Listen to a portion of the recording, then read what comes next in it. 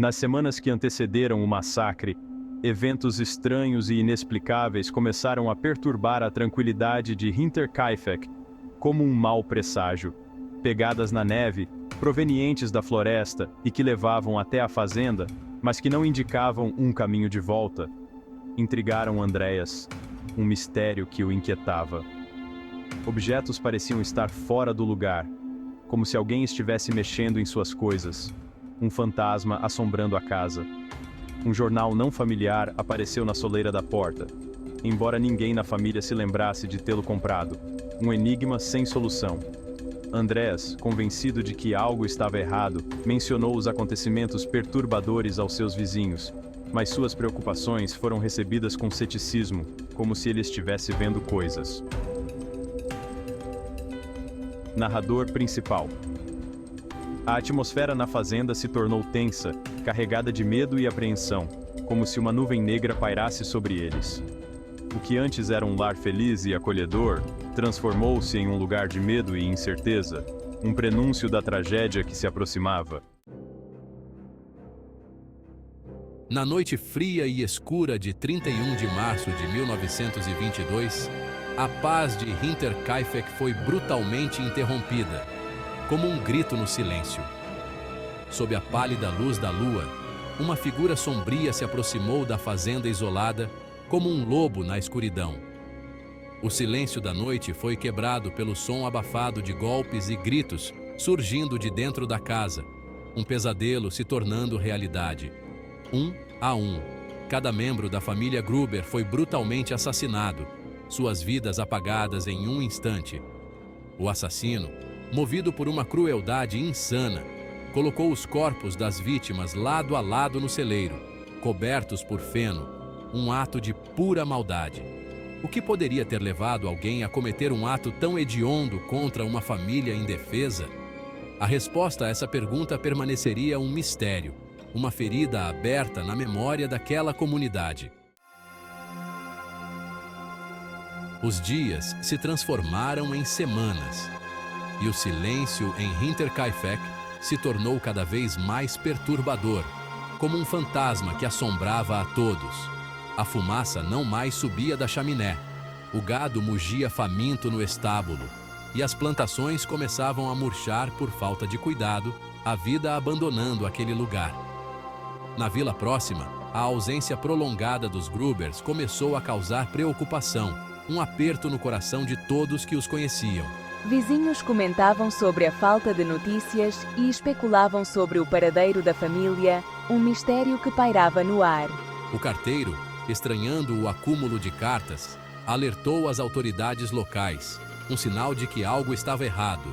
O cheiro fétido de decomposição levou os policiais até o celeiro, onde fizeram a descoberta mais horrível de suas carreiras, uma cena que jamais seria esquecida.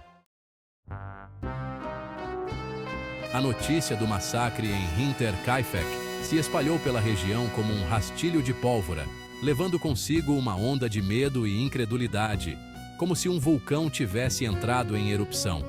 A brutalidade do crime, a aparente falta de um motivo e a ausência de qualquer suspeito deixaram a polícia perplexa. Um quebra-cabeça sem solução. A cena do crime, contaminada por curiosos e familiares em choque, não havia sido devidamente preservada, comprometendo a coleta de provas. Um erro crucial.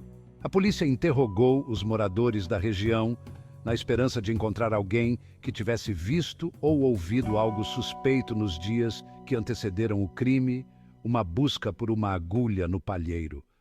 No entanto, os depoimentos eram vagos e contraditórios, repletos de rumores e especulações, como um telefone sem fio.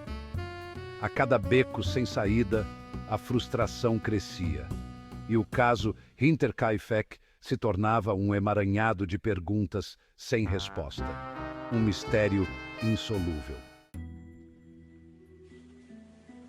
Apesar da brutalidade do crime e da aparente falta de um motivo, a investigação do massacre em Hinterkaifeck revelou uma série de pistas intrigantes, como migalhas de pão em um caminho tortuoso. A arma do crime, um picador de gelo, foi encontrada no celeiro, próximo aos corpos das vítimas, uma peça-chave no quebra-cabeça. A arma, coberta de sangue e cabelos, parecia ter sido limpa após o crime, sugerindo que o assassino teria permanecido na fazenda por algum tempo após o massacre. Um detalhe perturbador. Outra pista importante foram as pegadas na neve, que levavam até a fazenda, mas não indicavam um caminho de volta, como se o assassino tivesse evaporado. A polícia também descobriu que uma das janelas da casa havia sido arrombada, indicando que o assassino teria tentado simular uma invasão, um plano frio e calculista. A falta de motivação aparente, a brutalidade do crime e as pistas contraditórias levaram a polícia a considerar uma série de teorias, como um labirinto de possibilidades. Ao longo dos anos, diversas teorias e especulações surgiram em torno do massacre em Hinterkaifeck, como ervas daninhas que crescem em torno de um túmulo.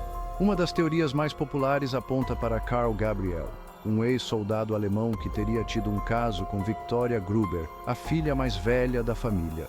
Segundo essa teoria, Gabriel teria assassinado a família em um ataque de ciúmes, ou para encobrir a paternidade da pequena Ana, filha de Victoria, um crime passional. No entanto, não havia provas concretas que ligassem Gabriel ao crime, e ele nunca foi formalmente acusado, a justiça nunca prevaleceu. Outra teoria sugere que o massacre teria sido motivado por uma disputa financeira, como uma dívida de jogo ou uma herança. A hipótese de que um desses conflitos teria motivado o crime nunca foi descartada. Mas a polícia não conseguiu encontrar nenhum suspeito com motivação financeira suficiente para cometer um ato tão brutal. O dinheiro não parecia ser o motivo. O massacre em Hinterkaifeck, apesar de ter ocorrido há mais de um século, continua a ecoar na cultura popular e no imaginário coletivo alemão, como uma lenda urbana. O local do crime, a fazenda Hinterkaifeck, foi demolida alguns anos após o massacre, mas a memória do crime permaneceu viva nas conversas dos moradores da região e nas páginas de jornais e livros, uma história que se recusa a morrer. Ao longo dos anos, o caso Hinterkaifeck tem sido tema de inúmeros livros, documentários, programas de televisão e até mesmo um filme, um mistério que fascina e assusta.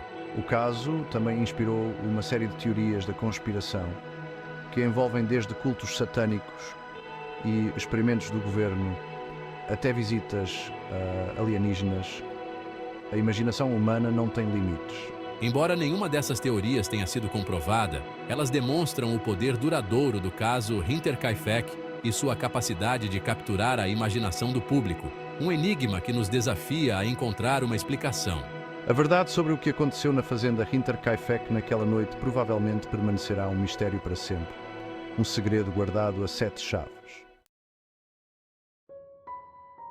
O massacre de Hinterkaifeck permanece um dos crimes não resolvidos mais intrigantes do século XX, uma mancha na história da Alemanha.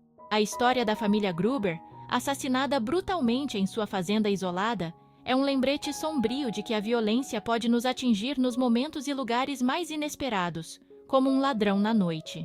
A investigação do massacre de Hinterkaifeck, apesar de extensiva, nunca conseguiu apontar um culpado ou desvendar o motivo por trás do crime. A justiça nunca foi feita. As inúmeras teorias e especulações que surgiram ao longo dos anos, embora intrigantes, não passam de hipóteses, sem provas concretas que as sustentem, como castelos de areia. O caso deixa para trás um rastro de perguntas sem resposta. Quem teria cometido um ato tão bárbaro? Qual teria sido a motivação para tamanha crueldade? Infelizmente, é provável que essas perguntas nunca sejam respondidas. O tempo fechou as cortinas sobre este mistério.